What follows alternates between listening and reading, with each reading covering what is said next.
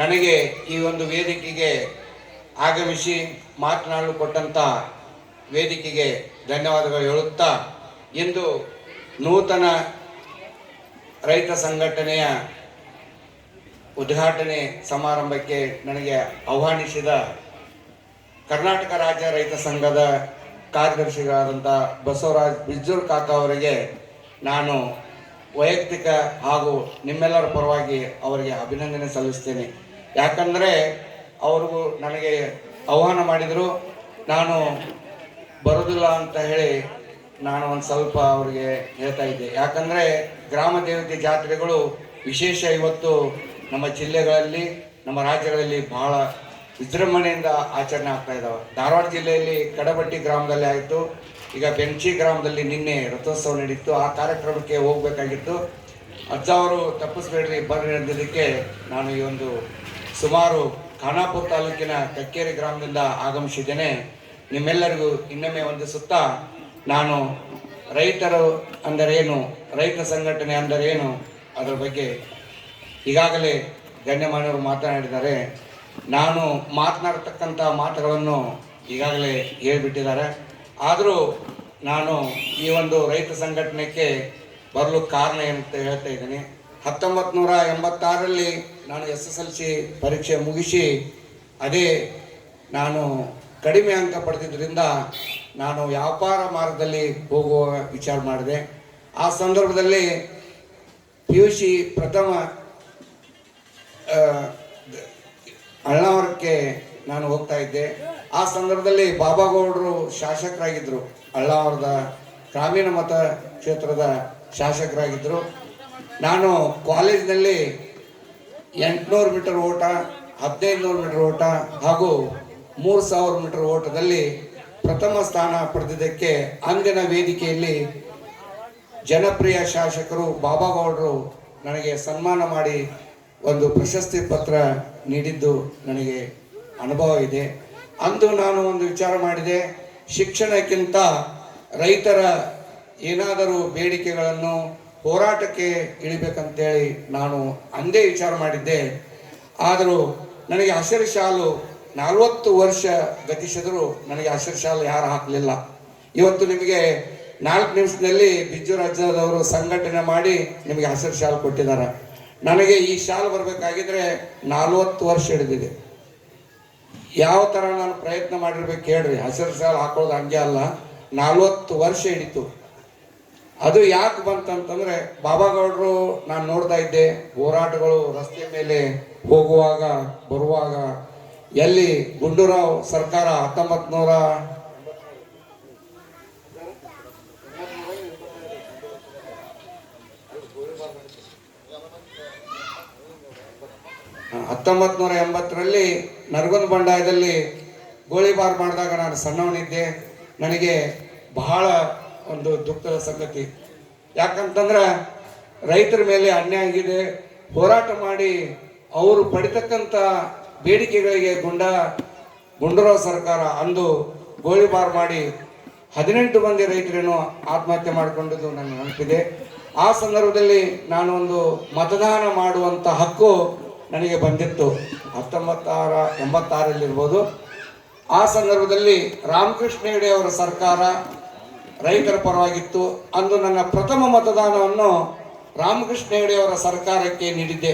ಯಾಕಂತಂದರೆ ಅದು ಯೋಚನೆ ಮಾಡಿ ಮತ ಕೊಟ್ಟಿದ್ದೇನೆ. ಯಾಕಂತಂದರೆ ನಾನು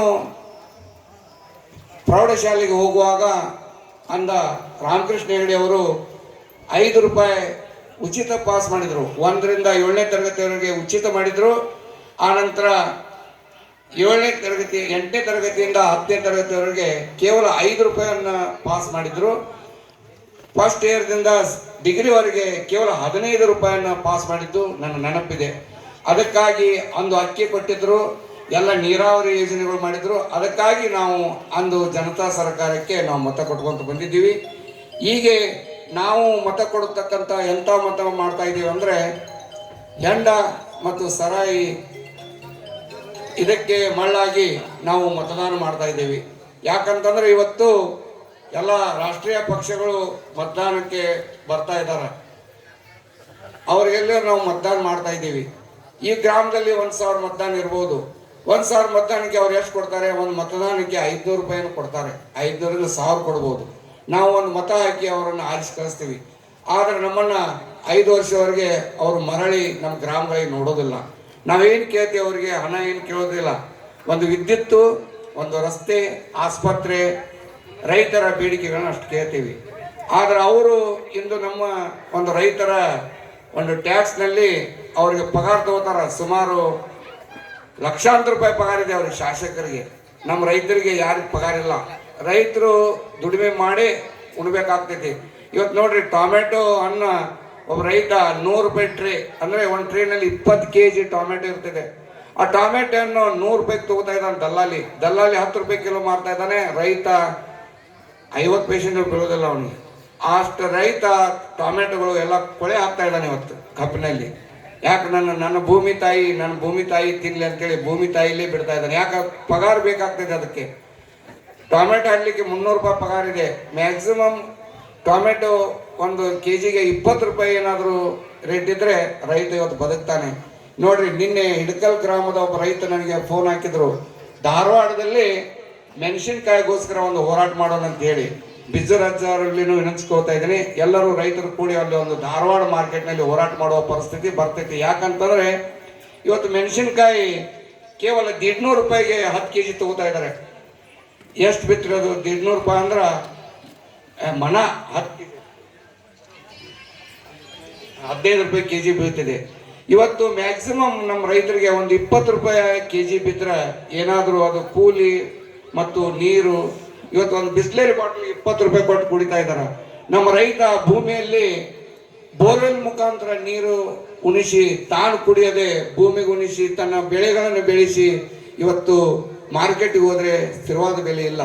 ಅದಕ್ಕಾಗಿ ರೈತರಲ್ಲಿ ವಿನಂತಿಸ್ಕೊಳ್ತಾ ಇದ್ದೀನಿ. ಇವತ್ತು ಏನು ಸಂಘಟನೆ ಮಾಡಿದಿರಿ, ಈ ಸಂಘಟನೆ ಇಲ್ಲಿಗೆ ಮುಕ್ತಾಯ ಆಗಬಾರ್ದು. ಇವತ್ತು ಹಸಿರು ಶಾಲೆ ಹಾಕಿದಿರಿ, ಇನ್ನು ಮುಂದಿನ ದಿನಗಳಲ್ಲಿ ಗ್ರಾಮ ಎಲ್ಲ ಹಸಿರು ಶಾಲೆಗಳು ಹಾಕಬೇಕು.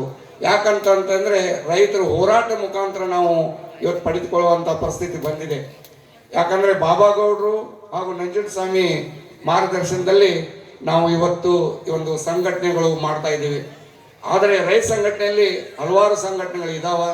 ರೈತರು ಕುಲ ಒಂದೇ. ಯಾಕಂತಂದ್ರೆ ಇವತ್ತು ನಾವೇನಾದರೂ ಭತ್ತ ನೋಡ್ರಿ, ಇವತ್ತು ದೊಡ್ಡ ಇರ್ತೀರಿ, ಸಾಳೆ ಇಂಟಾನ್ ಯಾರೇ ಇರಲಿ, ಇವತ್ತು ಸಿಖ್ರು ಇರಲಿ, ಮುಸ್ಲಿಮ್ಸ್ ಇರಲಿ, ಹಿಂದೂ ಇರಲಿ, ಜೈನ್ ಇರಲಿ, ಕುರುಬರು ಇರಲಿ, ಯಾರೇ ಭೂಮಿಯಲ್ಲಿ ಬಿತ್ತರೂ ಇವತ್ತು ಅದೇ ಒಂದು ತಳಿಯ ಬೀಜ ಬಿತ್ತಿದ್ದಾನೆ ಭತ್ತ ಬರ್ತಿದೆ. ಹಾಗೆ ನಮ್ಮ ರೈತ ಕುಲ ಒಂದೇ. ಯಾಕಂದ್ರೆ ನಾವು ರೈತರು ಎಲ್ಲರೂ ಒಗ್ಗಟ್ಟಿನಿಂದ ಇದ್ರೆ ಮಾತ್ರ ನಮಗೆ ಬೆಲೆ ಸಿಗ್ತದೆ. ಇವತ್ತು ರೈತ ಪ್ರತಿಭಟನೆ ಮುಖಾಂತರ ನಾವು ಗೆಲ್ಲಬೇಕಾಗ್ತದೆ.